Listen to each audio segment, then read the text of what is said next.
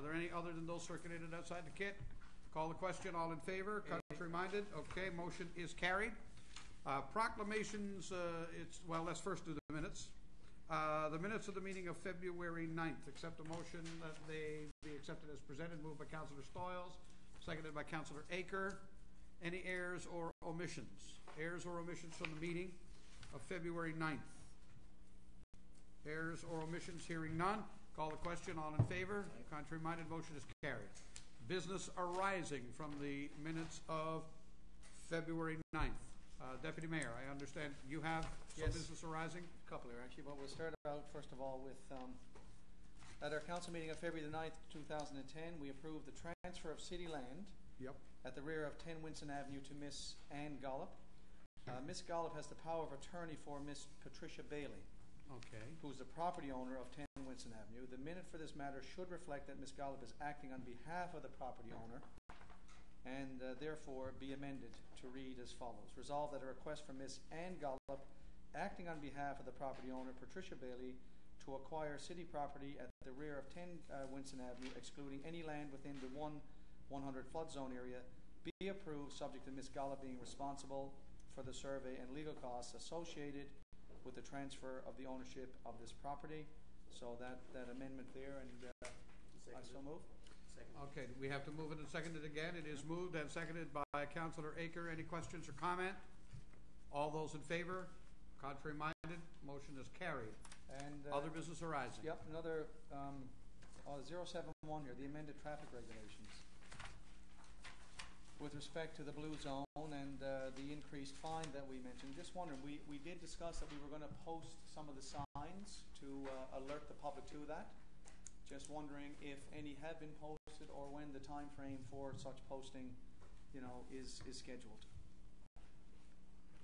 Just to respond, Your Worship, right now the amount is going through Gazette and so on, and once that's done and verified and confirmed by the I guess the court system, then we post the signs. Okay, we can't do that until it's actually approved. Yeah, got to go just first. Gazette. Okay, it's gone to the minister. Okay, thank you, sir. All right, any other business arising? No other business arising. Hearing none, we will move along. Correspondence, we do have a letter. Actually, it's really a copy of a letter sent by Peter Kelly, who is chair of the Atlantic Mayors Congress. It was a letter to Mr. Flaherty, the Federal Minister of Finance, once again reiterating the need for a permanent establishment for the Federal Gas Tax Fund, the GST refund, transit trust, and other infrastructure investments as well. And once again, of course, they're trying to influence the federal government to see to it that federal infrastructure funding in this country at the federal level be maintained. Does anybody have a comment on the letter as it's presented? Anything? No? Okay. Moving on. We have a letter here as well from Tom Henderson, who is the acting minister of Municipal Affairs, writing on behalf of his colleague Charlene Johnson, the Minister of Environment and Conservation, and this is in reference to the situation involving moose vehicle collisions in the province.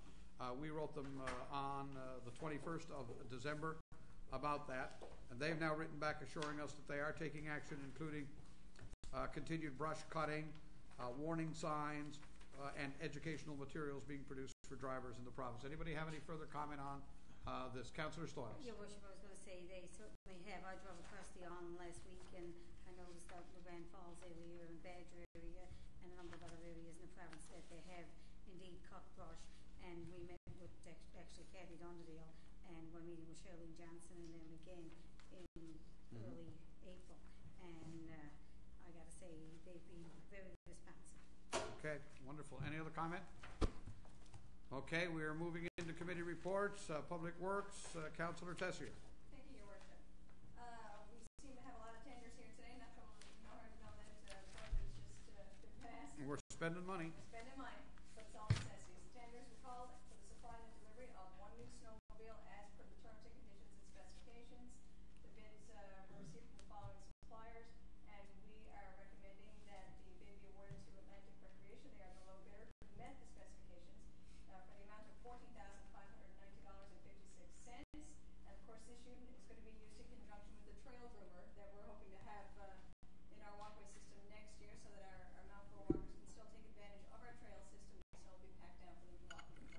at least some portion of it. I don't know if we'll do Yes. all of our trails, but some portion. It is moved and it is seconded. Just a question there. I'm not a skidooer, but is this expensive for a skidoo? Is it a heavier type of skidoo to pull the groomer, or just Well, just a I'm question curious. on the I'm cost? curious along the same lines, Deputy Mayor, as to why 2 of the bids from Melvin's ATV would be rejected. Did not meet the specifications. What specifications are we detailing? The main thing with this, Mr. Osmond. the main thing, Your Worship, this unit is there's a high gear and low gear for pulling, and the other machines don't have gears. Gotcha, It's so high it's gear, figured. right, and low gear. Okay. And that's the main thing we asked for because of the excessive use of the unit pulling something. So they wanted that Mr. Police. Gotcha. Okay. Okay, very good. Any other Thank question or comment? Moved and seconded. All those in favor? Contrary minded, motion carried. The last meeting, Your Worship, we brought forward a notice of motion recommending changes to be made to the taxi regulations, and we are recommending the following change in fee structure. The taxi vehicle licensing fee for the original increase will go from $45 to $60. Taxi vehicle license fee, which is a renewal, will increase from $45 to $60, and vehicle transfer fee will increase from $20 to $35, and I so move. It is moved by Councillor Tessier, seconded by Councillor Walsh. Questions or comments? All those in favor? Contrary minded, motion carried. Tenders are called for the supply and the delivery of 1 aluminum cargo trailer as per the terms, conditions, and specifications set out in the tender document. We are recommending that the tender be awarded to the sole bidder as per sales with the lowest qualified bid of $5,644.35. And of course, this trailer is going to be utilized by our carpenters as a mobile unit to transport their tools and their equipment throughout the city. And I so move. Moved and seconded. Questions? All those in favor? Aye. Contrary minded, motion carried. Tenders were called for the supply and the delivery of a new brine unit. The bids were received from the following suppliers, and the committee is recommending that the tender be awarded to Dell Equipment with the lowest qualified bid of $17,289. And of course, this brine unit is the unit that's necessary for our new pre-wet trucks that we're going to be using next year for salting. So I so move. Moved and seconded. I noticed there was only one other bid, and it's huge, the difference. That's what I was questioning. That's what I was questioning. Was there really only one other bid? Should we have not gone out and beat the streets then? This is our budget price, Your Worship, for the unit. It's right around the budget price. It's the unit that we pretty much use as our guideline for the spec. And the same size we asked for, mixing unit the same. The other one is is going from I guess up to a Cadillac level, if you would, in terms of the brine mixing unit. And it's not something that one we spec here is the same one the City of St. John's uses and other users use in the Atlantic Canada. So that's why we particularly took that particular spec and used it. But Yeah, only it two. just But there came were in only as- 2 bidders. Yeah, there's only 2 bidders. One at 17 and one at 59. I mean, it's The low bid was our budget price. 1,000. We'll stick with the 17, but of course, this one unit will service all of the trucks anyway. All those in favor? Contrary minded, motion carried. Tenders were called for the supply and the delivery of 2010 one-ton pickup truck as per the tender terms and conditions. The bids were received from the following suppliers that are listed, and we're recommending that the tender be awarded to Royal Garage with the lowest qualified bid of $26,361.77, and I so move. Moved by Councillor Tessier, seconded by Councillor Walsh. All those in favor? Aye. Contrary minded, motion's carried. We're deferring the next one, waiting for some more information, so we'll move right on. to the Item next 6 being deferred. Tenders were called for the supply and the delivery of playground equipment. Bids received from the suppliers that are listed. We're recommended that the tender be awarded to Henderson Recreation with the lowest qualified bid of $73,845.50, and I so move. Moved and seconded. All those in favor? Aye. Contrary minded, motion carried. I smiled when I read the next one because it is February and I'm just really ready for winter to be over. So I'm delighted to be calling Late winter. tenders for the planting and maintenance of floral baskets and planters. And bids were received from the suppliers that are listed, and we're recommending that the tender be awarded to Stanley Flowers with the lowest qualified bid of $43,839.48, and I so move. Moved and seconded. Question? Councillor Walsh? Your Worship, well, I missed this meeting, unfortunately. I was down south in Marystown. I didn't get the information on Stanley Flowers. We've used Russell Landscaping for the work, for the actual contract work, have we not? Not for this year, no. No, not.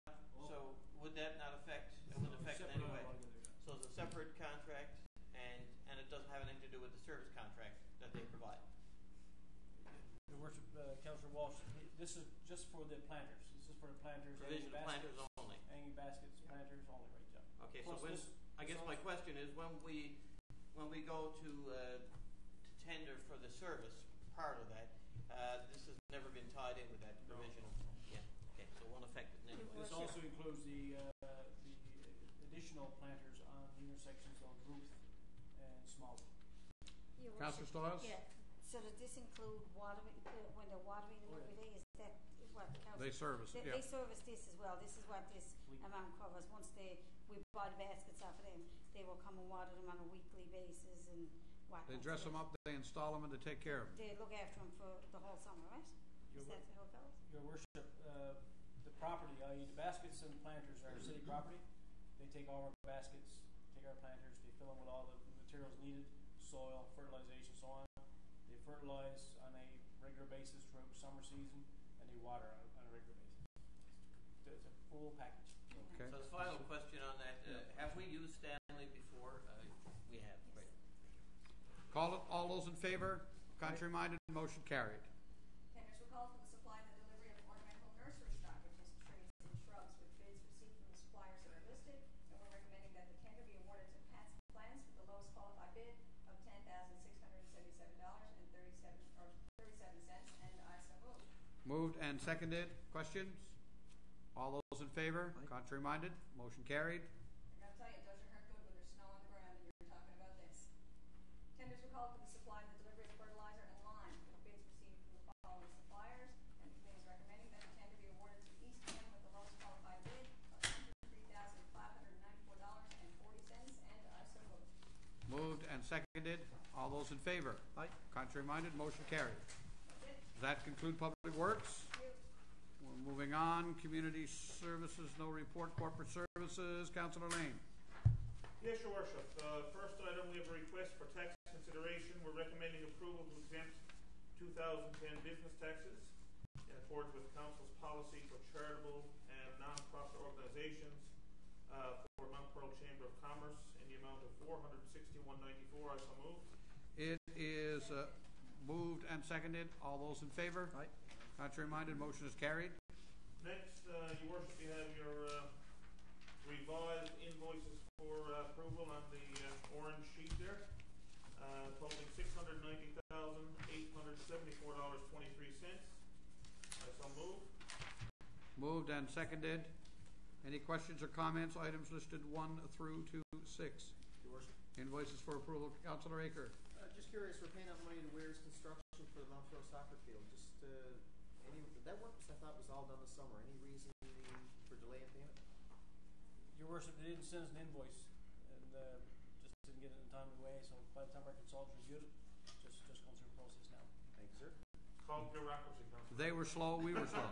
They were slow, yeah, we were slow. They were slow. Okay, all those in favor? Aye. Contrary-minded, motion is carried. Next item, Your Worship, committee recommends approval to defer taxes in the amount of $554.47 for the roll number listed in accordance with Council's policy for low-income earners, and I so move. Moved and seconded. All those in favor? Aye. Contrary-minded, motion carried.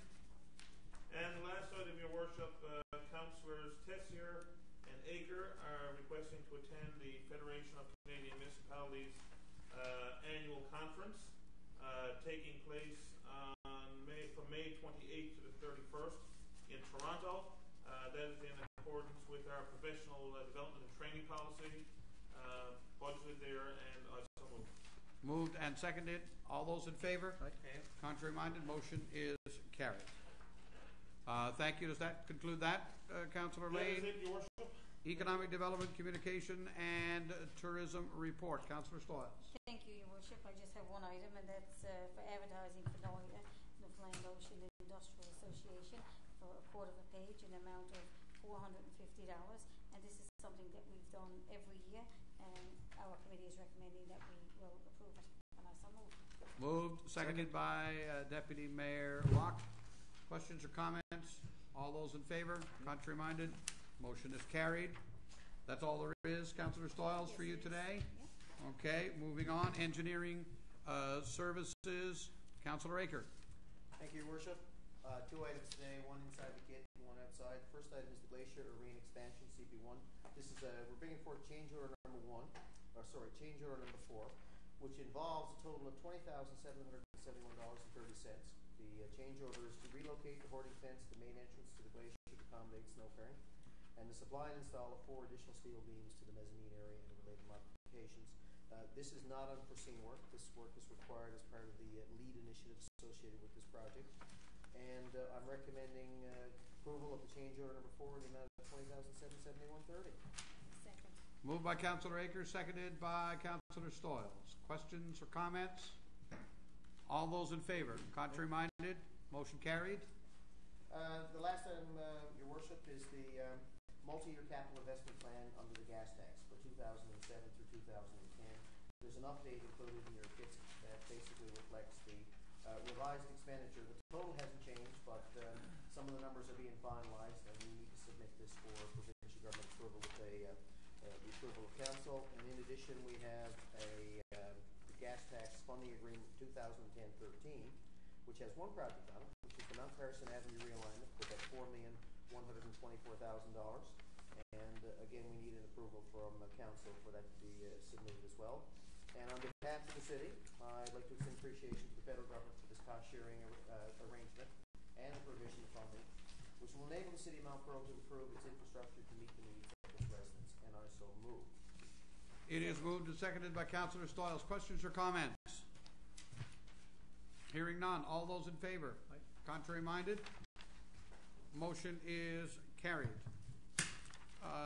That concludes engineering services, I believe. Councillor Aker, we are up to planning and land use. Deputy Mayor Locke.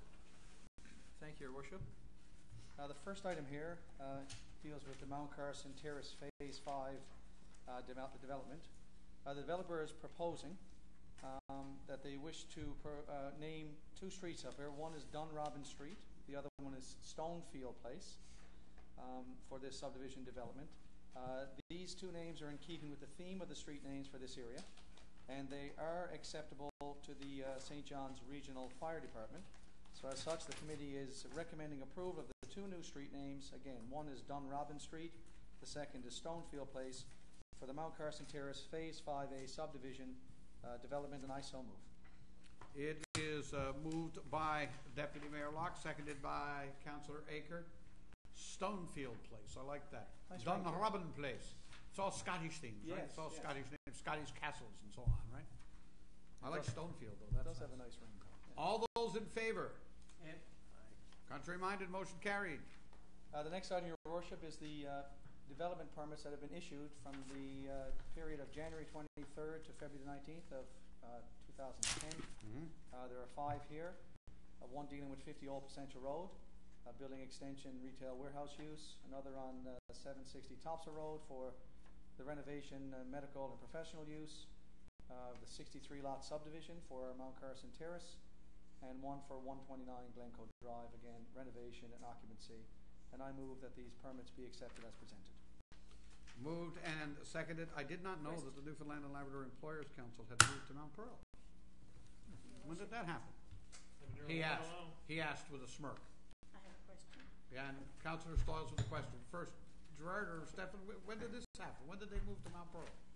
Your Worship, they've just moved, as you can tell by the permit, this month. Okay, we got to send them a big note and everything like that. They've been there longer than that. What? They've been around before that, have they? They've been there longer than that. I've been out there a couple of months ago. Renovation and because they were in Paradise.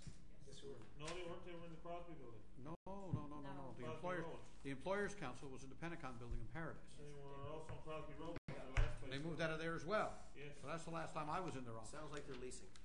Yeah. All right. Sounds good. Councillor Stoyles, a question. I had a question about 760 Topsa Road. Is that the same group that was looking at doing a medical building here on Topsa Road, the ambulance Looks service like it. and stuff like that? I was just wondering if that's them, and they've finally decided that they've got a new location in Mount Pearl. So That is the building. That is the location. That is the location. That is Yeah, the location. that is the We location. approve that. That Yeah, is them. that's Oh, so they're going that small with driving anymore. no. We They're going there. revisited this and approved the top of the road location. This is where they're This is where they're going now. Yeah, months 760. ago. And yes, that's they're now moving ahead. They're moving ahead. They're moving ahead. Hold on now, Mr. Yefchek is shaking his head. Hold everything. Your Worship, just for clarification, that is, excuse me, the 760 Tops Road is Montville Square. And what's going in there is Eastern Health, 40,000 square foot occupancy, very similar to what they have on Major's Path. So that's So not it'll the be same made- one. no, it's That's gonna not be the same made- building. That's My not- apologies. And your line is on the Ambulance. the dispatch center, the Dispatch. Yeah, but the 760 Tops Road, we just finished, that's the Sure. clinic, that's the offices, Eastern Health. Right. Records, also it's a major occupancy. With respect to the ambulance service, this Saturday, in the Telegram will be public notice for satellite ambulance or paramedic satellite office connected with Eastern Health. That is on Topsail Road, and I can't tell you exactly what the civic address is at the moment, but it's land that is right beside Lucky's Restaurant. Lucky's Restaurant. And it's in the paper for It's a great for location. Discretionary process because it's within 150 meters of the home. That's fine. All right, thank you. comment, Your Worship? Councillor Walsh? Just to inform council, I believe that I'm correct in saying that the eastern location, the new satellite operation for ambulance service on Major's Path is now opened, I believe, is it not? And it's just opened in the last 2 or 3 weeks. That has implications for the St. John's Regional Fire Department. At our meeting last week, one of the things that was obviously and has been somewhat of a contentious issue for a long time is the fact that the St. John's Regional Fire Department has been in the habit of transporting people from accident scenes to the Health Sciences Complex or elsewhere within the Eastern Health region. That practice over time will discontinue with the opening of the east, the west, and of course the central location of the Health Sciences Complex. That will be discontinued for a number of practical reasons. I won't get into the details, but one of the major reasons, of course, is that these vehicles are not equipped, nor are the people fully trained to actually do that. And there are issues of liability, appropriateness of the vehicles, and all that. Sure. They'll still respond, just to be clear. They'll still respond to the calls as they always do, to 911 calls, but they'll provide service and attend, make patients comfortable, or whatever the case may be, whether that's a residential or an accident scene or a fire or whatever. But they will no longer be transporting after that time. Okay, thank you. So I wasn't aware of this. So if that's the case and there's ambulances tied up in another situation, they're not allowed to transport, but if it's an emergency situation and there's no ambulance going to be there, are they going to be allowed to transport, or do you know that? Well, I think first of all, I don't want to get into too much of the detail because they want to talk with Ms. Kaminsky from Eastern Health to work out the details of that. But I would imagine that, as is always the case, the St. John's Regional Fire Department will, in all likelihood, provide a backup service. But what has happened is it has become a relied upon service. And of course, we should probably have never been in the business of transporting people to the hospital anyway, because, as I said, these vehicles are not equipped with the appropriate gurneys. They don't have the right suspension. They're actually set up for fire rescue emergency vehicles.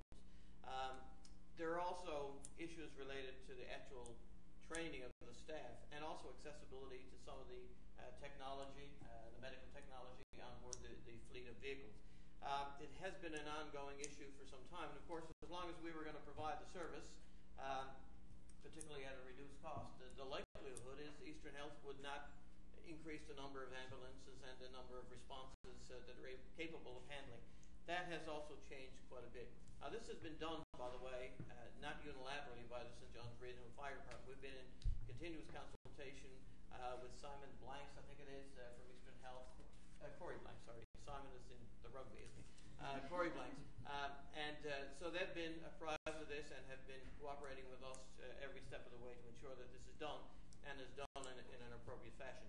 But to Councillor Stoyle's question, I'm sure that as in any emergency situation, if there was a time, and there could be a time, when there were backup situations required, that we'd be notified. 911 would probably notify emergency personnel, and in cases like that, transportation, or in real emergency measures situations, you do whatever you have to do to respond to a situation. I'm sure that will continue.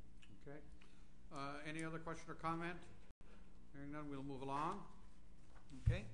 Building construction permits. The next next item, Your Worship, are the permit listings for February the 5th to February the 18th of 2010. During this time period, our residential construction permits totaled $1,404,200, while the commercial permits during the same time period came in at $25,000. The total for this period then comes to $1,429,200, and I move that these amounts be accepted as presented. It is moved by Deputy Mayor Locke, seconded by Councillor Aker. All those in favour? Contrary minded, motion carried. The next item here, Your Worship, is a notice of motion. In accordance with Section 39 of the City of Mount Pearl Act 1988, take notice that, in accordance with Council's public notification policy, I will, at a regular meeting of Council, move an amendment to the text of the Mount Pearl Development Regulations 1988 that, if enacted, will amend the definition of apartment building to reflect the definition of multiple dwellings, add multiple dwellings and its definition to the list of definitions in Schedule A of our development regulations, add multiple dwellings to the list of discretionary uses within residential high-density special zones, add the development standards for multiple dwellings up to 6 units within the residential high-density special use zone, and rezone the following properties from residential medium density to residential high-density special. These are the civic numbers on Spruce Avenue, numbers 1 to 19, the odd numbers only, 14 to 24, even numbers only, 29 to 35, odd numbers only, and 39 to 45, even numbers only. The intention of this amendment is to provide Council with the regulatory framework to consider development proposals and conversions of dwellings that support intensification and affordability, dated the 23rd of February 2010. Is there any kind of attached to this, Deputy Mayor? I'm assuming there is going to be some kind of public input here. Is there not? There is a public piece attached to this, right? Yep. To this rezoning. Yes, Your Worship. As the notice of motion reads, it's in accordance with our Council's public notification policy. This is a rezoning. It's both rezoning and a text amendment to development regulations, and automatically under the Urban Rural Planning Act, we have to go through a public process. Okay, good. Because residents will be notified, public will be notified in a standard manner. Perfect. All right, that's all I wanted to have clarification on. Thank you. Anything else? I'm assuming this memo is from you as well? This one here, yes, goes through your committee? ICSP. Yes, the ICSP. That's the last item here, Your Worship. Go ahead. Okay, just some background information here. Our draft integrated community sustainability plan has been, we have a copy here. There's some background provided here in your kit, but if I could just speak to it for a second here. This deals with the 2005 federal government initiative, New Deal for Cities and Communities, and essentially the gas tax initiative. Under the gas tax initiative, one of the requirements was for municipalities to develop integrated community sustainability plans. These plans are described as a long-term plan developed in consultation with community members that will provide direction for the cities, towns, and regions to realize sustainability objectives. And these ICSPs, or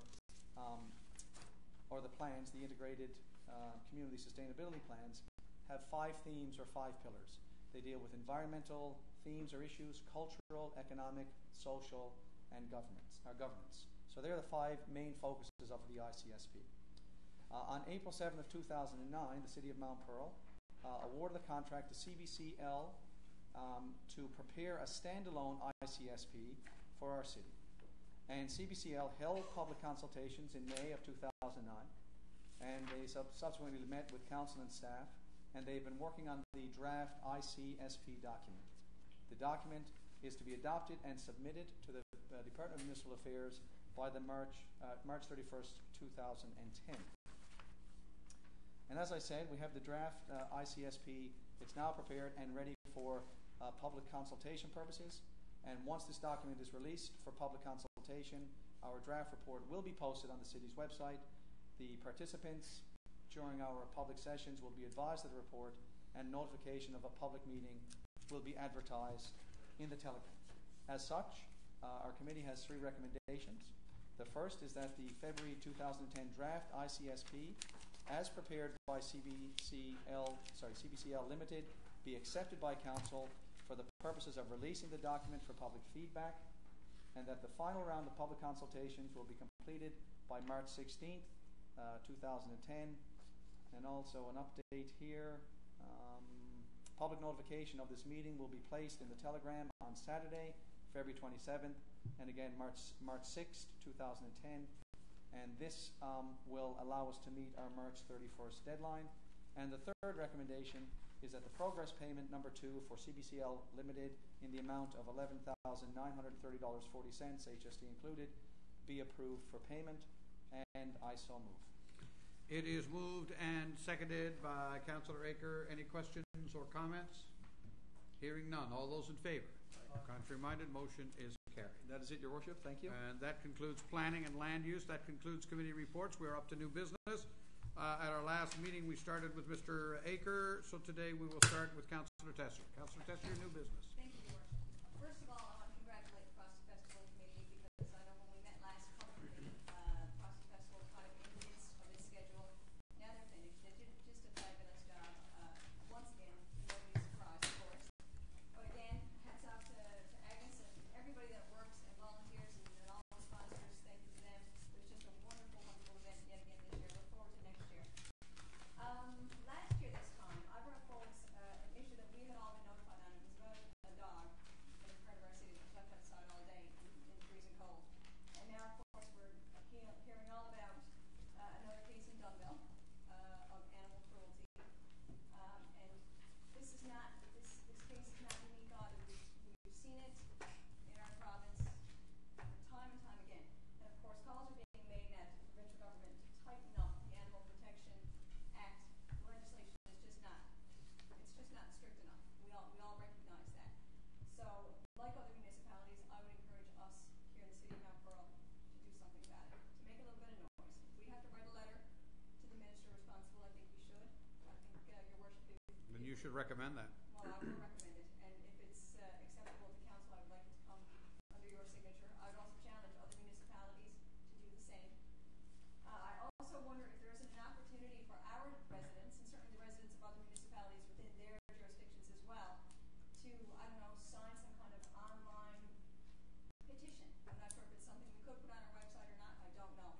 But I wouldn't mind investigating that option as well. They'd have to show their name and their street address in Mount Pearl to show that they are residents in order to be able to sign, for example, the petition in the city of Mount Pearl, if it's a possibility. But I think that that's something as well. We've seen these cases in so many situations when something tragic happens, that's when changes are made. But we've seen too many now. This is not new, this is not unique, unfortunately. And we've seen too many. So I think it is time. It is time to stop it. It is time to make sure that the regulations are stricter, are tighter, and that as a result, it will actually cause people pause if they decide that they're not going to take care of their animals the way that they should. So again, if it pleases council, I'd recommend that we do that.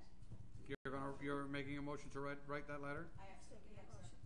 All right, moved by Councillor Tessier, seconded by Councillor Stoyles. We're going to write a letter of support, I would imagine, to the minister responsible, which would be, I believe, Minister Dunderdale. I think so. And basically what we're going to encourage in that letter is that they stiffen the sentences that are contained in the province's Animal Control Act. And if we can, again, issue the challenge to other municipalities, to MNL, to anybody who can help move this process along so that we don't have to hear about another situation where an animal dies out of neglect. Okay, thank you. And it's seconded by Councillor Stoyles.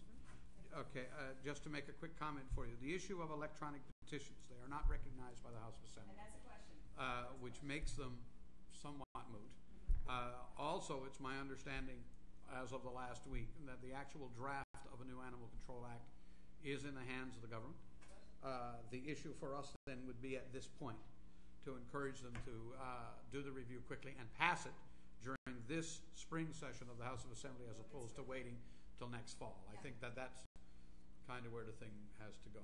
Does anybody have another comment or question on the thing at all? Councillor Stoyles. I was just going to say, Your Worship, one of the things I think that brought light to everybody, and that if somebody has an animal and they don't want it, is there somewhere, I know the SPCAs and there's all kinds of groups out there, legal pals and that, but can they call someone and say, look, I'm leaving and I'm going to be gone, or is there somewhere for them to call to leave the animal? And no, there's no formal agency. There's no formal agency. too bad. If somebody got an animal and they don't want it, or a lot of people take animals, and after a week or a couple of months, they realise all the work is involved in taking care of an animal. So I'm wondering if there's something that government can put something in place along with that to try and help people with unwanted animals to do something with them.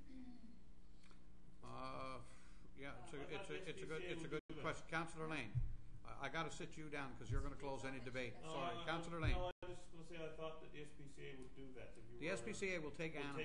Absolutely. I think I'm leaving the province. I have an animal. I think they will take it. I think any of them will, but there is no formal agency that is responsible for that at I'll call it a government agency level, be it local or provincial or anywhere. There have been calls for that in the past. I don't know anyway where that might sit in the future. Does anybody have a question or comment? I'm going to call it then. All those in favor of writing this letter? Contrary minded, motion is carried. We will do so. Councillor Tessier. Just one more point to that. If we're looking for other agencies that people can rely on to take care of their animals, their pets, to some degree, I think we're deflecting responsibility. The responsibility is of that person who has assumed responsibility for the animal to begin with. And so whether they have other commitments or obligations, or they discover that, it's just a challenge. It is a challenge to take care of an animal. Absolutely. And it's a big responsibility, but it shouldn't be assumed unless you can. Point well made. Any other new business? Councillor Lane. Yeah, a couple of items, Your Worship. First one, I just want to, I would like for you, Your Worship, to send a letter of congratulations out to Brenda Butt. She was selected as the Hockey Mom of the Year. Yep. So congratulations to Brenda. Second item, Your Worship, relates to, I had an inquiry by a citizen earlier the week about people who shovel snow onto the sidewalk. So basically, I guess the scenario would be we're actually going down with our equipment at significant expense in the name of public safety, particularly in school zones, and we're clearing the sidewalk. And then we have, and this is not a widespread problem, I really don't believe it is, but there are certain individuals who would then say, okay, now I got more snow storage space. So now when they get snow, they actually shovel the snow back onto the sidewalk again, because we've just created a free space for them to put their snow. Well, these people are idiots. They are. And it's not widespread. I really don't believe it's widespread. We have cops on a $45 fine how to stop that. Yeah. If not, we could make it a $100 fine. Well, and perhaps we need to look at that. But anyway, I did just take a drive around. I didn't see a lot of evidence, but there were a couple of spots where you could obviously see where someone had done that. So I checked with Mr. Lewis. He indicates to me that it is technically covered under our regulations for the same as shoveling snow out to a street and so on. Right. But it does not specify sidewalk. So let's amend it. So what I'm suggesting is that it would go back to the Public Works Committee to look at amending our bylaw so that it's quite clear that you cannot do that, and perhaps even look at the fine structure as well to see if it's adequate. But I would recommend that we do that. I don't think we need a motion or anything. I just think that the committee will take it under advisement and we'll get back to us. I agree with you. Yep. Works. And the final item, Your Worship, and this is something I've had a couple of complaints about this. I had one today actually, and I've had them in the past. I'm sure other members of council have as well. They're the off-ramp that comes off of the Outer Ring Road. If you're heading west on the Outer Ring Road and you come to the Donovan's off-ramp, I call it, and when you take the one that takes you up to the end of Ruth Avenue. Pardon me? Is that the one you're talking about? I'm talking the Outer Ring Road now. You're on the Outer Ring Road. You're coming down west. You pass Team Gouju one. You pass exit Paradise. 42. That's exit 42. Yeah. Okay. And then you take the one that brings you down. Right. It says Donovan's Industrial Park. Right. You get down. There's a stop sign. Right. And to your right would be McNamara Drive and all that stuff. I'm to your aware. left is Donovan going into Donovan, Gotcha. Poly Irving, and so on. That's okay? Kenmount Road, yeah. Which is Kenmount Road or McNamara Drive. I'm not sure what it's called. I think it's actually McNamara Drive. Okay. To the right, you'll see. Yes. As you sit by that stop sign. Correct. I got you. Okay. I've had some complaints, and I'm sure others have, about the fact that this here is a busy intersection. It's getting busier all the time, and no doubt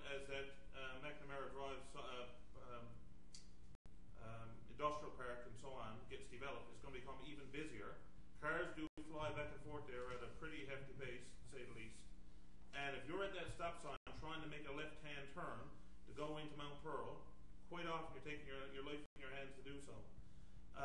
I did check with our engineer, Mr. Blackmore, who investigated it and told me that that particular intersection, if you will, falls under the jurisdiction of the provincial government, Department of Works, I guess, and Highways. Transportation. Or Works and Transportation. And so therefore, I'm requesting, because although it's not technically in our jurisdiction, people from Mount Pearl or people going in to do business in Mount Pearl are using that quite often. I think it is a dangerous intersection, and I would like us to contact the Department of Transportation, find out if they have any plans to signalise that, or what the plans are for that area, if they've done any kind of a traffic study, if they intend to do any kind of a traffic study to see what will be done, if not in immediate future, certainly in the future, to address that potential traffic hazard. I would think that we can exists. I would think we could put together a letter of inquiry on that and inquire as to what. And what perhaps we could plans consult are. with Paradise, because I think it actually is McNamara Drive. It's probably in Paradise's jurisdiction, even though it may be under the control of the. It may be a joint thing. I'm not sure. I know it's a very dangerous. It is a dangerous. And not only is it dangerous trying to make a left-hand turn there, that 100 yards between there and the light at the end of Bruce Street, where you have another merge lane coming in, is frightening. On occasion, that one can be frightening. Yeah. So I would like for us to contact the Department of Transportation and find out what their plans are, and obviously advocate for the fact that something needs to be done with that area to address that safety concern. Thank you, sir. Thank you, Your Worship. Thank you. Deputy Mayor. Yes, Your Worship. A couple here. Three, actually. Councillor Lane was speaking of Brenda Butt. She received her award at the Mount Pearl Minor Hockey Volunteer Appreciation Night that was held Saturday night, and several of us on council were in attendance there, so it was well attended. I think they said they had about 150 people there, which is good to see, because last year they had a tough time getting the volunteers out. It seems to be a resurgence now also in the hockey dads. I think they had 6 members last year. They're now up to 26 members. So that bodes well. So again, congratulations to Brenda Butt. There were several other awards given out there as well. Wonderful. The hockey dads and coaches and stuff like that. So it was a lovely night. As well on Saturday morning, the city hosted the provincial synchronized figure skating competition at the Glacier, and it was quite a crowd up there. We had 313 participants, ranging in age from 5 to 50. Involved in some synchronized figure skating, and we had my goodness, we must have had 1,000 or 1,500 spectators come. The place was packed the whole day, so I had the opportunity to go up and participate in the opening ceremonies. See any good skating?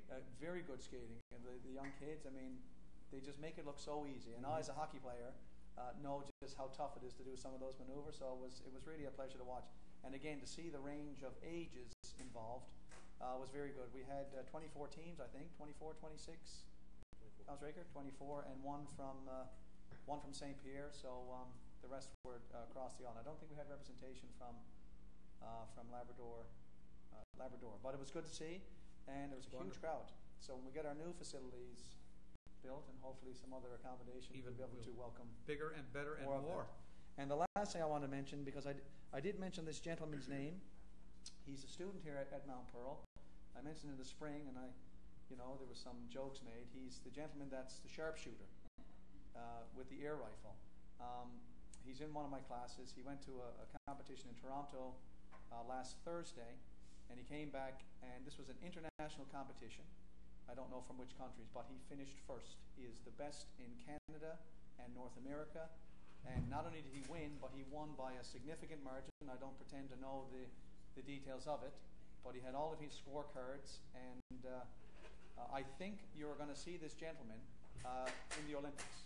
That will be my prediction, because the next level is the Masters level, he told me, and he was on par with some of the Masters participants at that level, and then the one after that is the Olympian level. I'd recommend you give him a good mark in whatever you're teaching. He has a good mark. And Jason Hurnham is the gentleman's name. He grew up in Mount Pearl, He played minor hockey in Mount Pearl. He's attended school in Mount Pearl. Within, I think, the last year, they did move, so, they moved outside the city, but they're still close enough to attend here. But again, this guy, I think you're going to hear a lot of him. And it's quite the sport. And he brought in a couple of weeks ago, before the competition last Thursday, and he's a very modest young man. But he brought in this sheet of paper that was about this big with 10 targets on it. And the target, the center, is about the size of your eraser here. And for the second time in the history of the club, he told me, he scored a perfect 10 out of 10. He hit those 10 bullseyes from 110 feet away with no scope. So this guy, I mean, he's amazing. Good eyesight. He is amazing.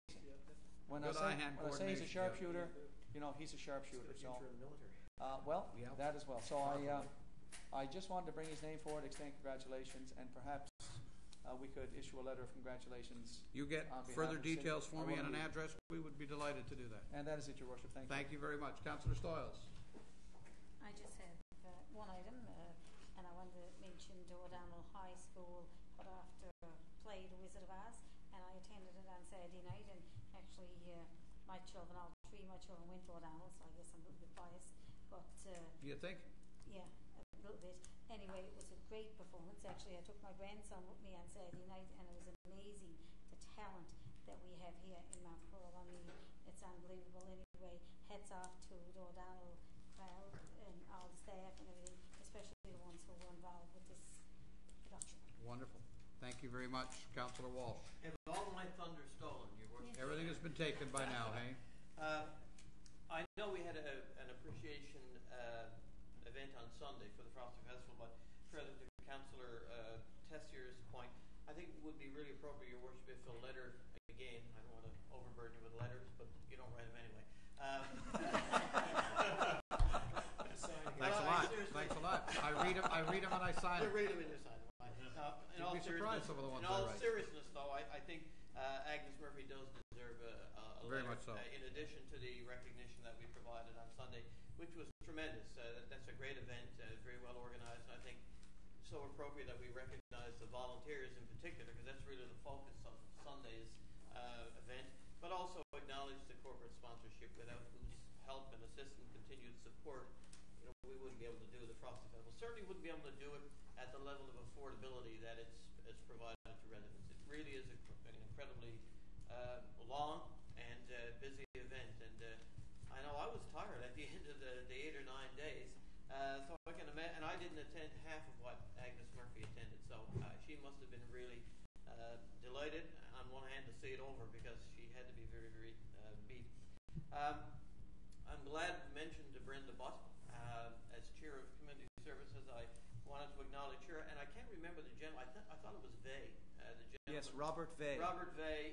She won the hockey mom, and he won the hockey dad. So I don't think it's right to acknowledge Brenda without acknowledging Robert. And Robert also happens to be one of our employees.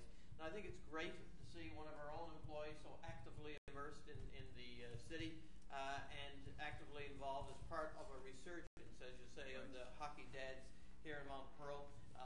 I thought it was great that he was acknowledged as well. Brenda, we know, has been around a long, long time and actively involved, and I was kidding her on Sunday afternoon. She hates the limelight, doesn't like to be acknowledged at all, and so for that reason we should give her to her all that.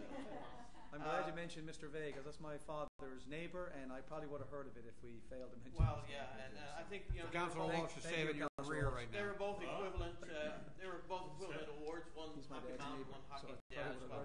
I also want to reiterate, and maybe again, that letter of appreciation. I know these letters, especially to the schools, they get read over the PA system. Absolutely. And we sometimes maybe don't understand what it means to the students. But when you get a letter forwarded to the students from the mayor of the city, and it's read over the PA system, as I'm sure it will be, it's a bit of a big deal. Mm-hmm. So I think if you take the time to do it, I know and I'm sure others sent off emails to Mr. Sutton at the school, but that show in particular, I've seen them all. I was involved in sort of administering or producing some of them over the years while I was there. But I think this one in particular, to me, stood out because there was hardly a flaw in it. It was the acting, the singing, especially the male voices, lots of times the girls are flawless, but the men struggle with the singing at 16, 17, 18 years old. They don't want to be at it. But they were really, really strong. And the costuming, the set design, the lighting, the whole thing was tremendous. And I think the plan is to have some of that at the Focus on Youth Awards this year. And I think it'll make for a pretty entertaining part of the show. One other thing that I wanted to mention, I'm just going to refer to our own committee. Mr. Osmond maybe could take a note of it. Several times throughout the course of the Frosty Festival, particularly when we were forced to utilize the PA system in the glacier, it sounds like a tin can. And if it's not part of a new system, first of all, I think a single system in the center of the ceiling of a building the size of the glacier won't work in terms of filling the room. I think you need something in the middle, and you probably need something in the four corners to actually fill the building. But it struck me more than it ever did before when we were doing the Rogers presentation in between the Kentucky Cup game. Now, I know there was a big crowd and there was a lot of hype, but that's when you need a good PA system, and you can't hear anything really, and it's just not in keeping with what you'd expect for that kind of a facility. So I'm going to refer to our committee. We'll have a look at it, and if it's not in the works in terms of some of the refurbishing that's going on with the glacier, we'll try to include it to ensure that we have an adequate system in place. That's it for me. Thanks very much. Thank you, Councillor Walsh. Councillor Aker. Thank you, Your Worship. Just one item, and I want to reiterate what the Deputy Mayor said about the skating club. Congratulations to them. Mount Pearl hosted 24 teams, and they submitted 5 teams of their own into the competition. Okay. They won 1 gold, 3 silver, and 1 bronze. Oh, good stuff. And this is a tune-up for the Atlantics, which will be held at the Glacier roughly this time next year. I think it might involve teams as far as way as New Brunswick all the way over here to Newfoundland. So this will be a much bigger event next year. Excellent. It's a good dry run for the local club. This is pretty serious stuff now, guys. Some of the skaters are 29 plus, and some of them are only 5 years old. And with names like the Classic Edges, the InSync, the TP Rusty Edges, the Ice Storm, that's for the more serious crowd. But the younger set, they go by more simpler names, such as the Ice Sparkles, the Kitty Coasters, the Ice Gems, and the Popsicles. And a lot of fun was had by Alan. Deputy Mayor, you were there as well. Yes. And I know that area right now is really congested because of the construction that's going on the site. But to see all those cars parked there and to see the glacier full all day long was really a tribute to the facilities that we have. Should be a good dry run for next year. So congratulations to the Mount Pearl Skating Club. That's Indeed. it, Your Worship. There is one thing, Your Worship, I don't want to... We'll go back to you. Second time, but I apologize for that. I was at the opening of the new Pennington store in Mount Pearl. I don't know a lot about plus-size clothing, especially women's plus-size clothing. But they did have good representation from the regional manager of Pennington's and also the provincial manager, or the store manager obviously was there. But they really pulled out all the stops for this particular store opening, bringing people in for it. I have to say, they have a beautiful store there, and it's a great location. What was interesting is they actually used, in 2 other places, the Bucker 2 had relinquished space in other locations, one in Halifax, and they actually used the exact same space, and that's exactly what they did here. So it seems like the size of the store provides a reasonably good template. Anyway, I won't get into any further detail, but it was a great deal. The one thing that I want to mention is Taxpayer, Councillor Walsh, taxpayer. I understand that. That's all that matters. Yeah, We really love absolutely. taxpayers. Not only taxpayer, but it is a tremendous retail option Absolutely. in the city. And I'd love to see more of them. That kind of thing is exactly what fits well in that location. The one thing that I want to mention from Mr. Yevchek, and I already mentioned it to the manager of economic development, I think we're missing an opportunity if we don't refer these openings to them. I went there clearly expecting to see Ms. Aylward at the thing. She wasn't aware it was happening. So in the future, I'd like to ensure that she's copied on this. She'd love to be there. It sends a bit of a better message in terms of staff support. The manager there, Claudette, she was interested in having a contact with Rhonda. She was also interested in the Chamber of Commerce, so I gave her the contact name and number for the Chamber of Commerce. And I think already Rhonda has visited the store now and made contact with the manager. So that's important that we do that. So it's great that a councillor is there, and I was there as your representative to cut the ribbon. But it's also important that we make a contact at the staff level as well. And I think that's been taken care of. But in the future, if we have openings, just in case, and they may be copied in most cases, but just in case we forget, the manager for economic development and maybe through Mr. Yevchek's office should be informed and be given an opportunity to be there. Absolutely. Thank you very much. Okay. That's everybody. All right, just one little note. This coming Friday night, something that's going to happen as opposed to what happened. This coming Friday night, the Senior Blades play Game 4 with the Breakers. By the way, the Blades are down 3 games to naught here. Their first playoff performance ever. We do have a box there for Friday night, and I'm hoping we're going to have a full house. I'm hoping that all of Mount Pearl is going to show up and cheer these guys on. Year 2, they made the playoffs. We're pleased with them. On that note, Mr. Aker moves to adjourn. We stand adjourned.